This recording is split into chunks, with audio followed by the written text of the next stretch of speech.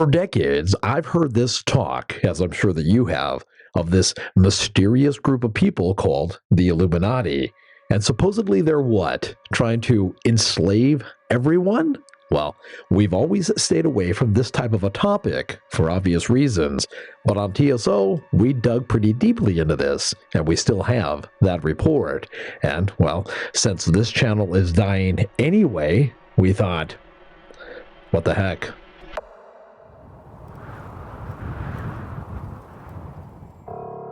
You're going to want to make sure that you come back next week. We're going to be sharing a report on whether or not places can be evil.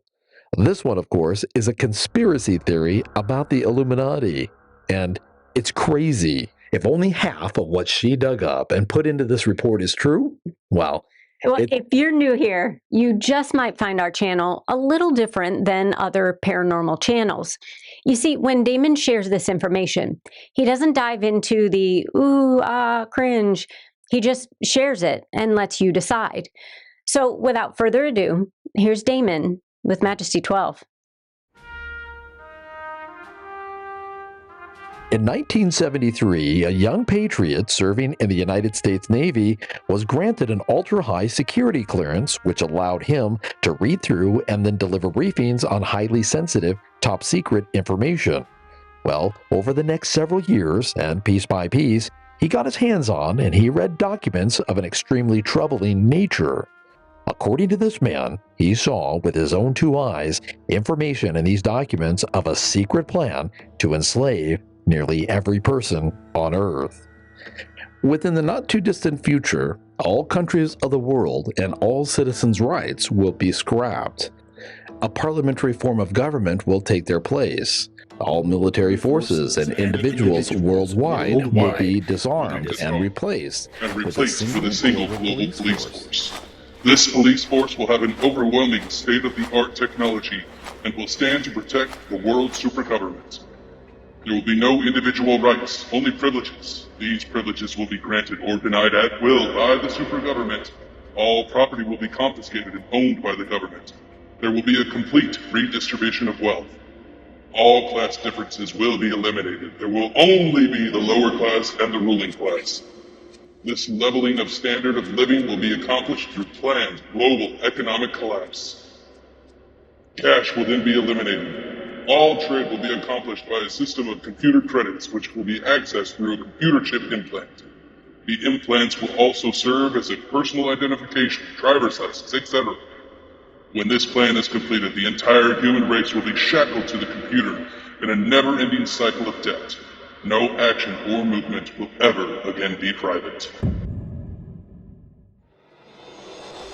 In this video, we're going to consider the crazy idea that there really just might be a secret cabal out there that's working toward a plan to take over the human race. And to do this, we're going to be looking at the life, death, and warnings of a self-proclaimed patriot named William Cooper.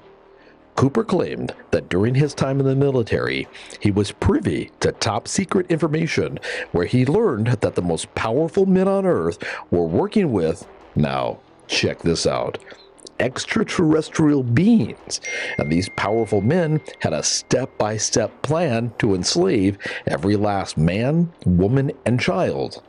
We'll share when he first joined the military, when he first realized that extraterrestrials were here on Earth, when he found out that there was this secret cabal working to take over the world. And then we'll share the mysterious circumstances surrounding his death. Of course, many people believe that he was murdered in order to silence him. So, this report begins with Cooper.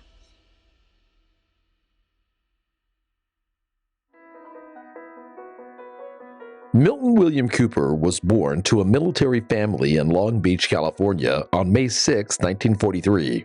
He lived in various places all over the world as he grew up due to the fact that his family lived wherever the military stationed them.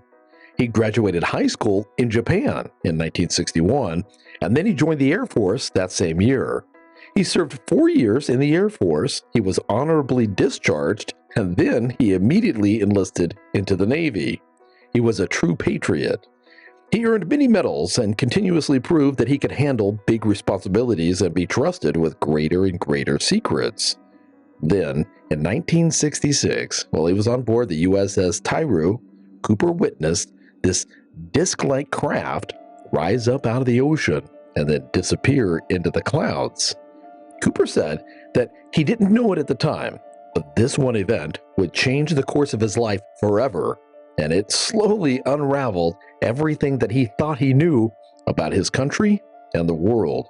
Well, almost immediately after this strange experience, he discovered that this wasn't an isolated incident, and that the United States government was fully aware of the existence of extraterrestrials. His superiors told him that mum was the word, and the public was to never know. Reasoning that, well, maybe the government was right and that the masses probably couldn't handle this type of information, Cooper kept quiet, and when he did, he proved to the powers that be that he could be trusted with very sensitive information. So in 1968, Cooper was transferred to Naval Security, and then he was sent to intelligence school where he received special training on how to prepare and conduct high-level intelligence briefings. Then, a few years later, he began briefing high-level officers on various top-secret documents. Sadly, it was during this time in his military career that he found out that the wholesome and noble United States that he had come to believe in didn't exist.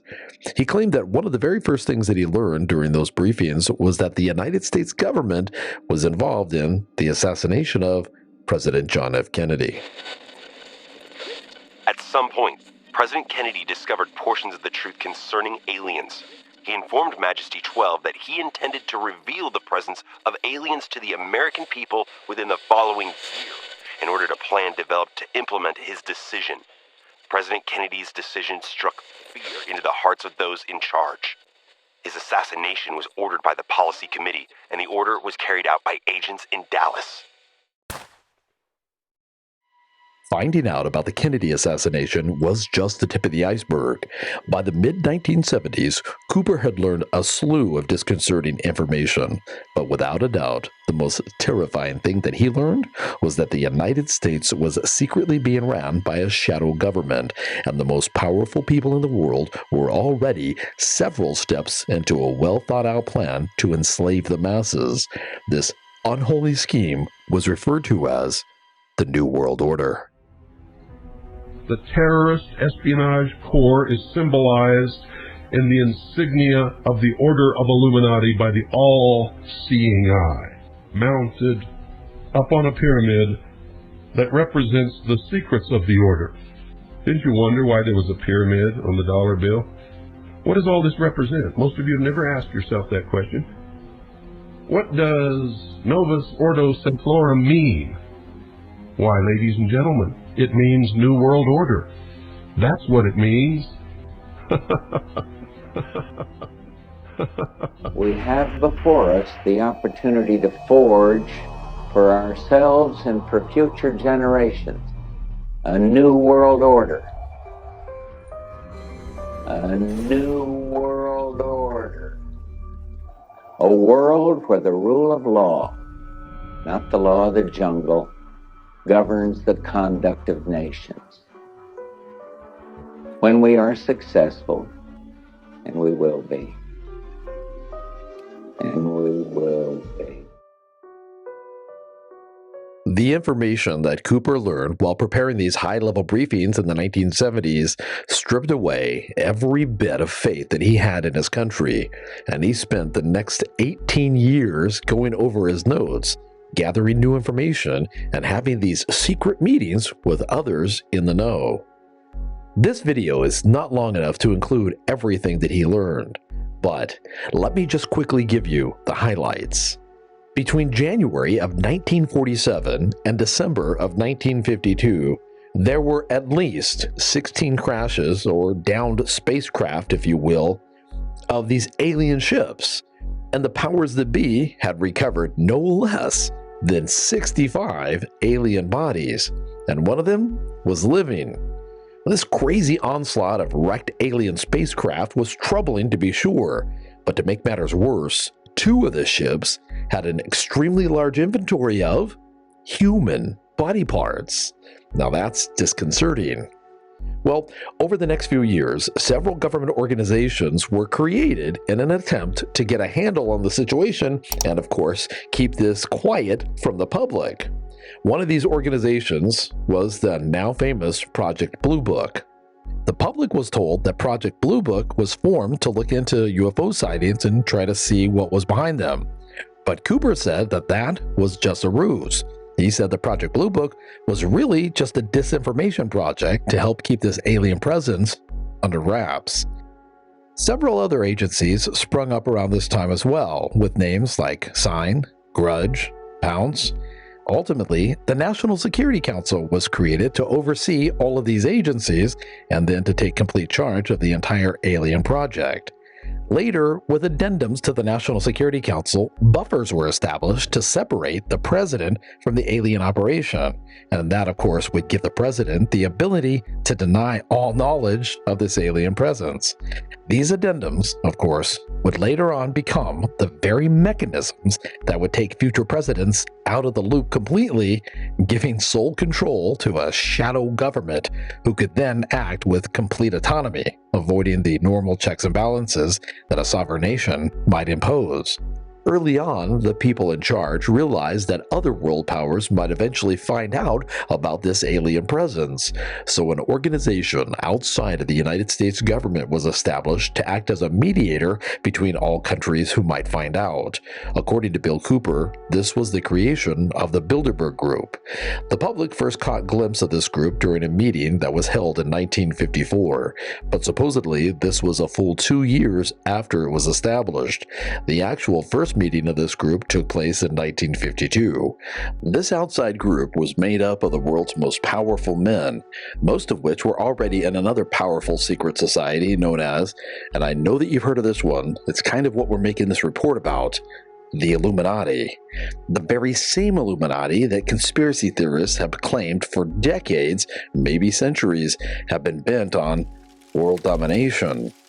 Well, it wasn't long until this group got so powerful that they could clearly see a path to achieving their twisted, demented desires of global enslavement. So a plan was literally drawn up to do just that. Part of the plan was to make an alliance with these aliens, and Cooper even gives us dates and locations. On February 12, 1954, at Edwards Air Force Base in California, a treaty was signed with these aliens, giving them permission to abduct humans in exchange for certain powerful technologies. Incidentally, this is exactly what Phil Schneider said before he was found dead. Phil Schneider was a man who claimed that he had discovered that aliens had bases deep inside of the Earth. He went on campaigns sharing what he knew. He eventually killed himself by wrapping his own catheter cord around his neck. Amy is currently gathering information on his life. If you would like to see a report on him, please let us know in the comments below. So back to this report. To quickly recap, over the years, this Bilderberg group, actually controlled by the Illuminati, got stronger and stronger, eventually becoming more powerful than any governmental body. Today, the most powerful men in the world, working in the shadows with aliens, answerable to no one but themselves, run everything, and their plan of world domination is almost complete.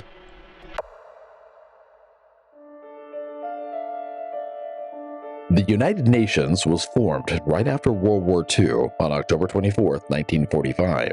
Over the years, countries have slowly given more and more of their autonomy to this global super organization.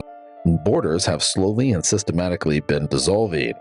The European Union now consists of 27 member states from Austria to Sweden. Many people believe that for several decades now, all over the globe, citizens' rights have slowly been eroded and more power has been given to the government. Many democratic countries have passed laws that some people believe give their elected leaders dictator-like powers in cases of emergency. In my own country, on April 1st, 1979, the Federal Emergency Management Agency, or FEMA, was formed. This gave the president special powers in cases of a national emergency. And seemingly all that needs to take place for there to be a national emergency is for the president to announce that there's one. During the time that we're in this so-called national emergency, the president then has the power to totally take over the media, thereby completely circumventing the First Amendment, the freedom of speech. FEMA also allows the president to relocate entire communities at his will. It allows him to take over all farms and food resources in the country. It gives him the power to take over all modes of transportation. He can control who travels and where they go. It allows him to take over all health, education, and welfare functions. And it even gives him complete control over all forms of power, the electric, petroleum, gas, things like that. And this is scary, it even gives him the power to put people into work camps. Some people believe that FEMA and other organizations like it all around the world were formed as tools that the Illuminati planned to use one day. And it's only people like Bill Cooper who are standing between freedom and tyranny. Perhaps that's why they shot him.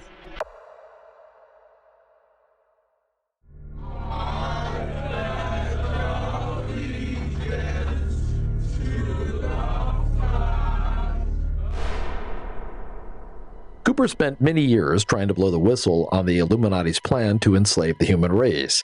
According to Cooper, there were several occasions when the Illuminati attempted to silence him, but he managed to narrowly escape death each time. Their first attempt happened in 1975, just after Cooper got out of the military. I attempted to leak information to a reporter after my discharge. Shortly after that, I was forced off a cliff by a black limo in the hills of Oakland, California. 2 men got out and climbed down to where I lay, covered in blood. One bent down and felt for my pulse. The other asked if I was dead. The nearest man said, "No, but he will be." The other replied, "Good. Then we don't have to do anything else." They climbed up the hill and drove off. I succeeded in climbing up the bank where I waited until I was found. After that incident, Cooper said that he stayed off of the radar, but he didn't stop working toward trying to expose the Illuminati. For the next 13 years, he spent his time putting together what he said was a surefire plan that would be guaranteed to expose them before they could stop him. Then, in 1988, just as he was putting the final touches on and preparing to enact his surefire plan, he saw a reference to the name Majesty 12 in a magazine. In the spring of 1988, I saw a magazine that made reference to a document discovered by the research team of Moore, Shandera, and Friedman that outlined the government's knowledge of a downed saucer, dead alien bodies, and an operation called Majesty 12. I knew the true name of this project. It wasn't Majesty 12, it was Majesty 12. I knew that Moore and Friedman were government agents, and the document was a fraud. I knew this because I had seen a list of agents who were put in place in order to initiate a contingency plan called Majesty 12. This was a setup to lead investigators off the track when such a need arose. 3 years later, Cooper published a book titled Behold the Pale Horse, which exposed all that he knew. And for the next decade, he went on the radio broadcasting everything over the airwaves. During this time, he repeatedly said that by doing so, he wasn't safe. Then, not long before the end of his life, he made several statements that seemed to eerily predict his own death. Listen to this live radio broadcast that he made shortly before he died. And so they're betting that some local sheriff's deputy or local police officer is going to arrest me, in which case, if they attempt that, I'll have to shoot them, or they'll have to shoot me. That's what the federal government is counting on. They're not going to let me get away with doing this forever. So the day they come to put me in prison or kill me, you'll all know that for sure, because it will happen sometime in the future. I don't know exactly when, but it will. These documents were originally released from the FBI through the Freedom of Information Act, and they show that Cooper's death occurred right after midnight on Tuesday, November 6, 2001. 3 years earlier, in 1998, a federal warrant had been issued for his arrest, claiming that he had not paid his fair share of income tax. Well, this was a misdemeanor, so originally there was no arrest made. But then, according to an unnamed source, lately Cooper had gone crazy on his radio broadcast. He was becoming more and more radical over the airwaves. So, right around 11:30 p.m. on November 5th, 2001, Cooper was intentionally lured out of his house by local law enforcement officers, and many believe that he was put into a situation where he had to defend himself, and ultimately Cooper was shot in the head and killed. According to one source who supposedly was there when it happened, Cooper did not draw his gun until he was fired upon. This statement did not make it into the report. Not all, but most of the information in this report comes from Cooper's book, Behold a Pale Horse, and it is indeed a very interesting read. Of course, I didn't read it. Amy did. She is the brains behind this operation. I'm just a commentator. But what she shared with me? Wow. And there's a lot more in that book than we put in this report. So, is there any validity to Cooper's claims that a powerful group of men are trying to enslave everyone? Well, Amy did some digging, and it appears that at least some of the information in his book wasn't true. For example, at one point, he writes that he personally saw a document describing an alien referred to as O.H. Krill. The O.H. stood for Omnipotent Highness. Cooper claimed that he knew for sure that O.H. Krill was an alien ambassador to the United States. But O.H. Krill couldn't have been an alien ambassador because O.H. Krill is a fictional character that was created by a man named John Grace. That's a man in charge of the Nevada Aerial Research Organization. There was this television program about UFOs called It Has Begun. Well, during the show, a woman channeled this alien entity named Krill. John later said that he had just completely fabricated the OH part of the name on the spot because he thought it sounded cooler. And that's just one example where Amy found untruths in his book. There were several others. These little lies, of course, make it very difficult for one to believe his story, right? Still, there is other compelling evidence that at least some of his story was true. For example, there was his very famous live radio broadcast that he gave on June 2nd, 2001, where he told his listeners that a catastrophic event was about to happen to the United States and it would spark a war in multiple countries. He said that this event would be blamed on Osama bin Laden. Well, as you know, history records that less than 6 months later, the Twin Towers in New York City were hit. The U.S. did indeed blame Osama bin Laden, and then we went to war.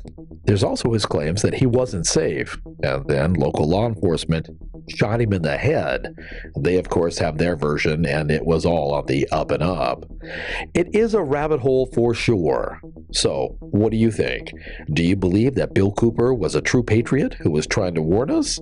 Or was he lying? And what about the Illuminati in general? Do you think that they exist? Or at least something like them? And if they do, could they really be connected with aliens? Be brave. Let us know your thoughts in the comment section below.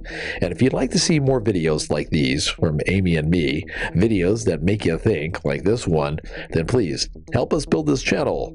Subscribe, hit the like button, and of course, share this video with your friends. Thank you.